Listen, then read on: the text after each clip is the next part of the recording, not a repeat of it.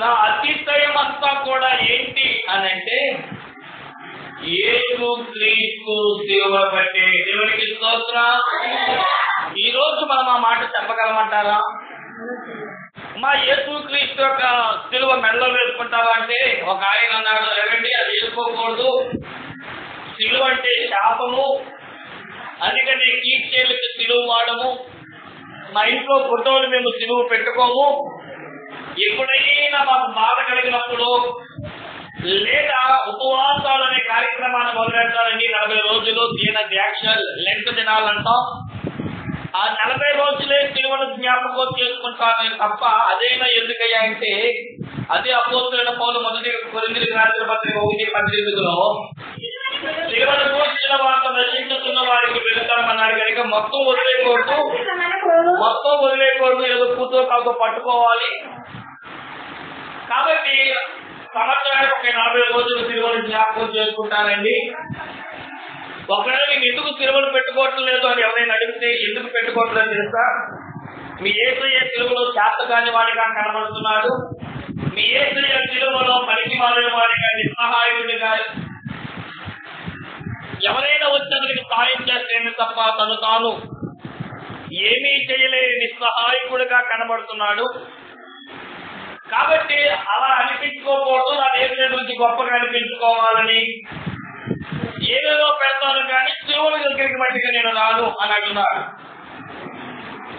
ఆలోచన చేయకపోయినారా? యేసు క్రీస్తు యొక్క శిలువ మర్మాన్నే కనుక నువ్వు నేను తెలుసుకొని ఉంటే ఈరోజు మనం ఆ మాటలు మాట్లాడలేం. అపోస్తలుడైన పౌలు స్థానంలో మనమే ఉంటే శిలువను అసహించుకుంటాం, శిలువను ద్వేషిస్తాం, శిలువను ఉమ్ములేస్తాం. ఆయన నిస్సహాయకుడిగా కనబడచ్చు.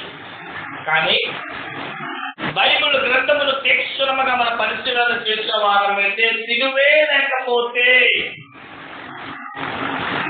నీటి మానవులకు భవిష్యత్తే కనబట్టలేదు. బైబిల్ గ్రంథములో శిలువ వేయబడడానికి లేదా ఈ చారిత్రక ఆధ్యాత్మిక విషయములో శిలువ గురించి 3 పర్యాయములు మీతో నేను మాట్లాడాలని ఆశపడుతున్నాను. శిలువ యొక్క గొప్పతనాన్ని తెలుసుకుంటే ఈ మధ్యకాల సమయమందు ఆయన శిలువ దగ్గరికి వచ్చి ఆయన శిలువ ఎదుట మోకరించి అయ్యా నీ శిలువే నాకు కావాలి అంటూ ఈరోజు నువ్వు నేను ప్రాపులాడుతాను. బైబిల్ గ్రంథములో శిలువ అనేది మనం గమనించిన వారమైతే ఇది ఇప్పటి నుంచి వచ్చింది కాదు. బైబిల్లో 3 పర్యాయములు శిలువ కనబడుతుంది. ప్రియులారా, మొట్టమొదటిగా ఆదికాండం 40వ అధ్యాయంలో ఫరో దగ్గర ఉన్న కొంతమంది అధిపతులు కనబడుతున్నారు. అందులో ఇద్దరు ఎవరయ్యా అంటే పానదాయకుడు ఒకడు, భక్ష్యకారుడు ఒకడు. వీళ్ళిద్దరు ఏదో పొరపాటు చేశారని వీళ్ళని చెరసాలలో వెళ్తున్నప్పుడు ఆ చెరసాలలో అప్పటికి యేసేపు కనబడుతున్నాడు. పానదాయకుడి యొక్క ఆయన కళను అతను వివరించాడు. ఎందుకు నేను ఇక్కడికి రావాల్సి వచ్చిందో, నేనేదో పొరపాటు చేశాను, అయితే ఈ చెరసాలకు వచ్చాక నాకు ఒక కళ వచ్చింది, ఆ కళ భావం చెప్పు అని చెప్పి పానదాయకుడు అంటున్నాడు కదా. అయ్యా నేను ద్రాక్షావళిని చూశాను, చిగురించు ద్రాక్షావళిని నేను చూసి బాగా ఫలించు ఆ ద్రాక్షావళిని నేను కోసి పిండి ఒక పాత్రలో దాన్ని పిసికి నేను నా యజమానుడైన ఫరోకి నేను అందిస్తున్నాను అని చెప్పినప్పుడు యేసేపు దాని కళను దాని భావాన్ని వివరించడం జరిగింది. సర్లే నాకు కూడా బాధ తీరుతుందని భక్ష్యకారుడు కూడా వచ్చి ఆయనకు తన కళను చెప్పడం మొదలు పెట్టాడు. అయ్యా నేను 3 గంపలు వేసుకొని వస్తున్నాను. మొదటి 3 గంపల్లో కూడా ఫరోకి ఇష్టమైన పిండి వంటలతో చేయబడిన ఆహారం అన్నది. అయితే కొన్ని పక్షులు వచ్చి దానిని తినడం నేను దర్శనంలో చూసినప్పుడు 3 దినాలలో నీకు మరణము సంభవిస్తుంది, ఆకాశ పక్షులు వచ్చి నేను పీకుడి తింటాయి అని చెప్పడము. 3వ దినమున ఫరో యొక్క జన్మదినము రోజున పానదాయకుడిని భక్ష్యకారుడిని పిలిపించి పానదాయకుడికి మరలా తన స్థానం ఇవ్వడము, భక్ష్యకారుడి యొక్క పొరపాట్లను బట్టి అతను ఉరి కాయక శిలువకు అప్పగించడం జరిగింది. అది ఆదికాండము 40వ అధ్యాయంలో మనం గమనించిన వారు పెట్టి 21వ వచనం కానీ 23వ వచనం వరకు మొదటి శిలువ కనబడుతుంది. రెండోది మనం గమనించిన వారు పెట్టి నిర్గమ, లేవి, సంఖ్యాకాండములలో దేవాది దేవుడు పొరపాట్లు చేసిన వారిని ఆ రోజులో ఈరోజు చాలా మంది మా కులం గొప్ప, మా గోత్రం గొప్ప అనుకుంటాం, కానీ అన్నిటికంటే గోత్రములో పెద్ద గోత్రం ఏంటయ్యా అంటే యూదా గోత్రం అండి. ఏంటి యూదా గోత్రంలో గొప్పతనం అయ్యా అంటే వినండి, చెబుతాను. బైబిల్ గ్రంథం ప్రకారం వారు భోజనం చేయాలంటే, మనలో కొంతమంది భోజనం చేయాలంటే వాళ్ళు చేసుకుని తినేస్తాం. ఇంకా కొంతమంది అయితే కొంచెం చేయగలుగుతుంటారు. కానీ యూదా యొక్క సాంప్రదాయం ఏంటి అంటే 3 సార్లు చేయగలగాలి. మొదటిసారి చేయగలిగి ఆ చెయ్యి ఆరేదాకా కూర్చోవాలి. రెండోసారి చేయగలగాలి, అది ఆడాలి. మూడోసారి చేయగలుగుకొని అది ఆరేలో తినేయాలి. 2 ఆలోచన చేయగలిగినారా? మీరు ఎల్లప్పుడూ కూడా శుద్ధీకరణ పాఠము చేయాలి. ఏ చిన్న విషయము జరిగినా ఇంట్లో పాత్రలన్నీ బయటికి తీసుకొచ్చి దాన్ని కడగాలి. 3వది, సొంత భర్తతో తప్ప ఏ ఒక్కడితో కూడా భార్య బయటికి వెళ్ళకూడదు. ఒకవేళ కనబడతారు వాళ్ళతో కొంచెం తప్ప. ఈ రోజులో ఎవరితోనూ చేస్తాం. యూదా సాంప్రదాయ ప్రకారం భర్తే తప్ప ఇంకెవరూ కూడా తన భార్యను బయటకు తీసుకురాదు. ఒకవేళ తను కాలువ చేస్తున్నది అక్కడికక్కడ రాళ్ళతో కొంచెం చంపేయాలి. లేదంటే అది పాపము అందరికీ కూడా శాపముగా మారిపోతుంది. అదే చెబుతుంది. తప్పు చేసిన, అబద్ధం ఆడిన కొడుకు మాట్లాడలేదు అనుకోండి, లేదా కన్న కొడుకు తన తల్లిదండ్రులు చూడలేదు అనుకోండి, వాడిని తీసుకొచ్చి రాళ్ళతో కొంచెం చంపాలి. అలాగే వారి మద్దతు ఉంటుంది. అదే బైబిల్ గ్రంథం కలుగుతుంది. ఆయన మోసే గారితో దేవుడు అంటున్నాడు, ఎవరైనా పొరపాట్లు చేసినప్పుడు కొంతమందిని కొన్ని నియమాల ప్రకారం వాళ్ళు ఉరి తీయండి, లేదా నియమాల ప్రకారము సిలువకు అప్పగించమని కనబడుతుంది. లేదా అదే వాటి గురించి మాట్లాడుతూ గంతులకు రాసిన పత్రిక 3వ అధ్యాయము 14వ వచనములో అపోస్తలుడైన పౌలు ఆ లేఖనం చదివిన వాడు అంటున్నాడు కదా, ఆ సిలువ ఎలాంటిదో తెలుసా? సిలువ మీద వేలాడుతున్నవాడు శాపగ్రస్తుడగును కాక. సిలువ సామాన్యమైనది కాదు. సిలువ శాపానికి గుర్తు. మోషే గారి ద్వారా సిలువ శాపముగా దేవాది దేవుడు పరిగణించాడు. 3వసారిగా యేసు క్రీస్తు ప్రభువారు సిలువ వేసినట్లుగా మనం చూస్తున్నాం. సిలువ నాకు అతిశయము, మరి ఏది కూడా నాకు అతిశయము కాదు అని అపోస్తలుడైన పౌలు పలకడానికి సిలువ గురించి 2 మాటలు చెబుతాడు. మీరు అర్థం చేసుకోండి ప్రియులారా. సాయంత్రం 4 అయింది. నీ పిల్లడు స్కూల్ నుంచి రాబోతున్నాడు. దాదాపు 2 గాజులు వేద్దాం అనుకున్నావు. పిండి శుభ్రంగా నానబెట్టావు, దాన్ని పిండిగా చేస్తావు. గాజులు వేద్దాం అనేటప్పటికీ పెనం మీద నూనె లేదు. ఈరోజు నా కొడుకు మీద అమ్మ 2 గాజులు కట్టవే అని. అదే గాజులే కాద్దాం అనుకున్నాను, కానీ పొయ్యి మీద నూనె లేదు. ఇదిగో ఎదురుగా ఉన్న కొట్టుకెళ్ళి కొంచెం నూనె తీసుకురా అని చెప్పి చక్కగా పొట్టించి సీసా ఇచ్చి డబ్బులు ఇచ్చి పంపించింది. వీడెళ్ళాడు, అక్కడ కొట్టువాడిని అడావిడి చేస్తాడు. అయ్యా గబగబా నూనె వాడిని మా అమ్మ నాకు గాజులు చేసి పెట్టింది అన్నాడు. వాడు అక్కడ గడిపిలి చేసి ఎలాగైతేనే తనకు కావాల్సిన పట్టుకొని వచ్చేస్తున్నాడు. ఈలోపు ఎక్కడి నుంచి వచ్చిందో తెలియదు, కానీ రోడ్డు దాటుతున్న సమయంలో లారీ వచ్చి ఆ కుమారుడిని ఢీకొచ్చి ఆ తల మీద ఉండగా లారీ పోనిచ్చినప్పుడు పుట్ట చెదిరిపోయింది, సీత పగిలిపోయింది, డబ్బులు చల్లాచెదురైపోయింది. లారీ కేంద్రవాడు, లారీ డ్రైవర్ కేంద్రం పారిపోయాడు. ఎవరో వచ్చి తనకి చెప్తున్నారు, ఎందుకు పంపించావమ్మా వాళ్ళని కొట్టికి? అనవసరంగా మాయిదారు లారీ ప్రాణాన్ని కొట్టలు పెట్టుకుంది కదా. ఇప్పుడు మిమ్మల్ని ప్రశ్న అడుగుతా. బంధువులు వచ్చారు, స్నేహితులు వచ్చారు, మీరందరూ చూసి లారీని చూసి లారీకి దండం పెట్టి దానికి దండేసి ఓ మంచి లారీయా, మంచి పని చేద్దాం అంటారా? అని అపోస్తలుడైన పౌలు ఏమంటున్నాడు తెలుసా? మ్రాలు మీద ఎక్కినప్పుడు మ్రాలు శబ్దమైనది, కానీ ఎప్పుడైతే ప్రాణ మీదకి యేసుక్రీస్తు వచ్చాడో ఆయన భుజం మీద ఎత్తి ఈడ్చుకుని వెళ్ళింది, ఆయన రక్తదారగా చేసింది, ఆయన చేతిలో మేకలు దిగబెట్టిగా చేసిన మధ్యాకాశంలో వేలాడి తీసిన ఆ లారిక పిలువబడుతున్న మాను ఎప్పుడైతే యేసుక్రీస్తు బలి చేసుకుందో ఆ మ్రానికి ఇప్పుడు ఏమొచ్చిందంటే విలువ వచ్చింది. ఆ మ్రానికి విలువ వచ్చింది. ఈ రోజు వాక్యం వింటున్న దేవుని సహోదరి సహోదరుడా, యేసుక్రీస్తు ప్రభువారు నీకు నాకు విలువ ఇవ్వడానికి నీ కొరకు నా కొరకు కల్వరిగిరి మీద రక్తము చిందించి చనిపోయారు. మ్రాను మీదకి ఇంకవాడు శాపగ్రస్తులు అవుతాడు అని చెప్పడానికి, నిన్ను నన్ను శాపముల నుంచి విడుదల చేయడానికి మన ప్రభు అయిన యేసుక్రీస్తు నీ కొరకు నా కొరకు బలి ఆగమనిపోయి నీకు బదులుగా శాపిగా మారి నీ కొరకు నా కొరకు మరణించి ఈరోజు నేను నన్ను దర్శించడానికి రాబోతున్నాను. అందుకని దైవజనులు అంటూ ఉంటారు, సిలువ చెంతకు వచ్చినప్పుడు, సిలువలో చేరినప్పుడు సిలువే నీకు విలువ, సిలువ ద్వారానే నీకు చదువు అనే మాట బైబిల్ గ్రంథములో ఆది మొదలుకొని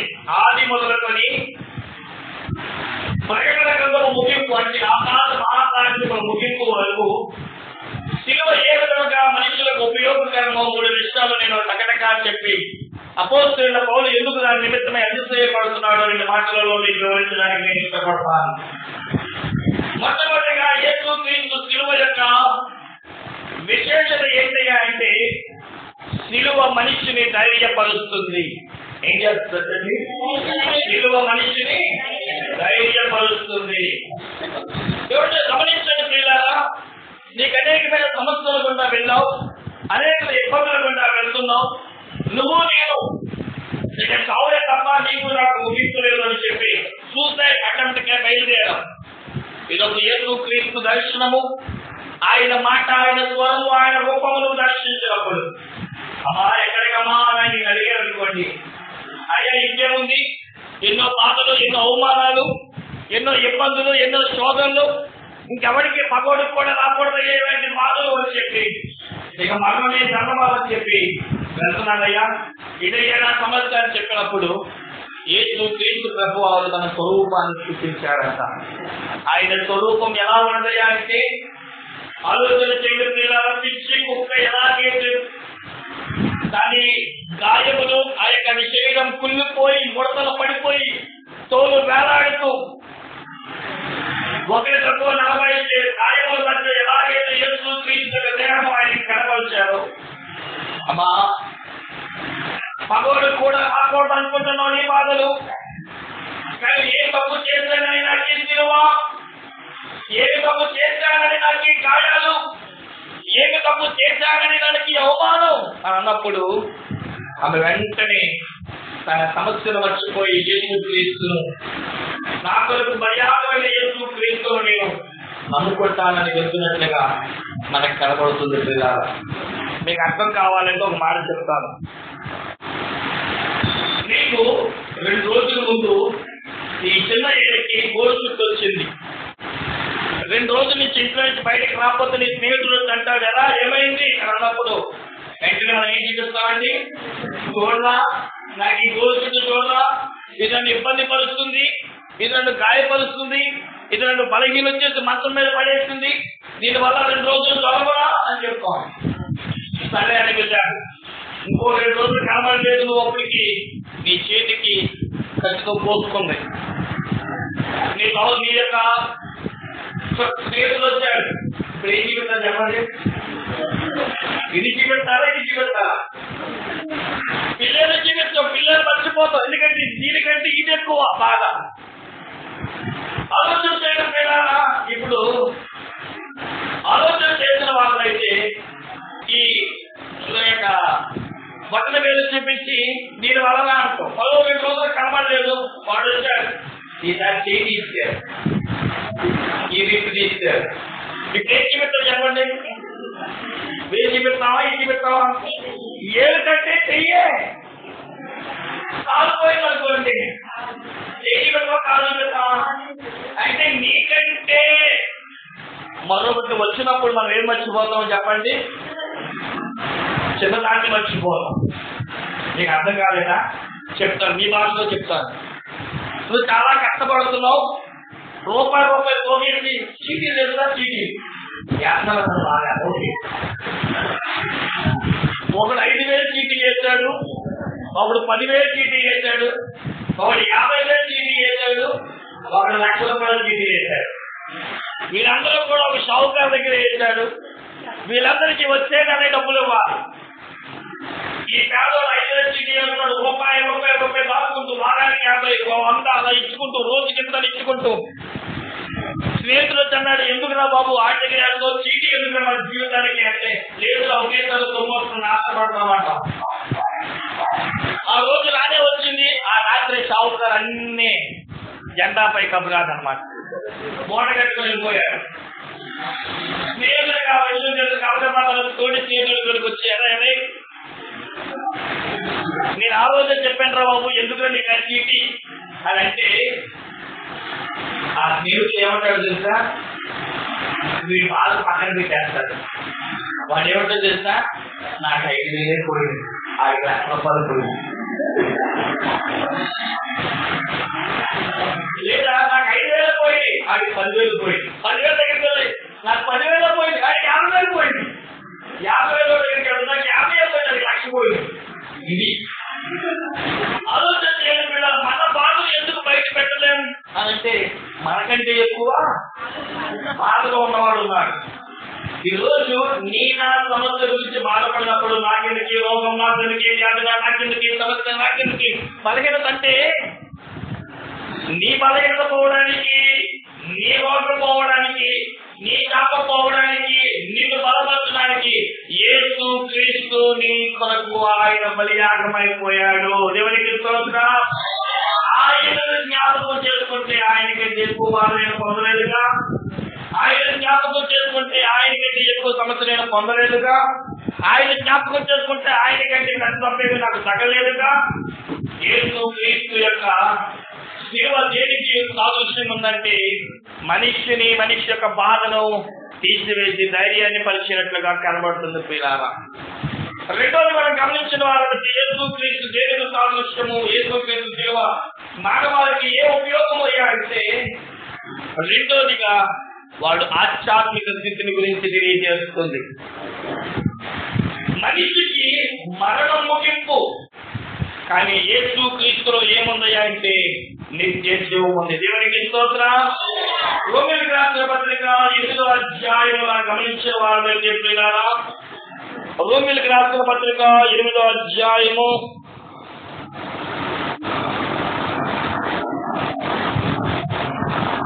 10-11 వచనాలు.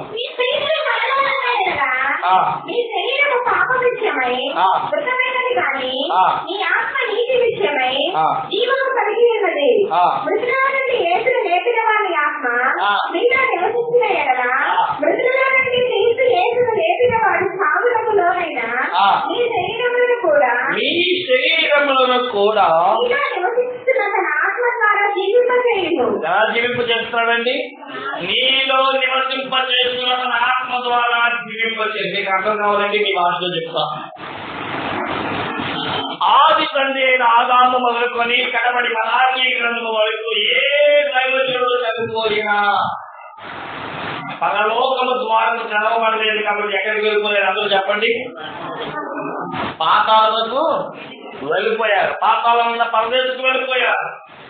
ఇలా వెళ్ళిపోయిన ప్రతి ఒక్కరికి కూడా యేసు క్రీస్తు యొక్క సిలువ ఏం చేసిందయ్యా అంటే, మానవులందరి కొరకు రక్షణార్థమే పాప క్షమాపణ కలగజేసి భూమి మీద రక్తము చిందించినప్పుడు భూమి ప్రజలైనట్లుగా మత్తయి సువార్త 27వ అధ్యాయంలో మనకి కనబడుతుంది.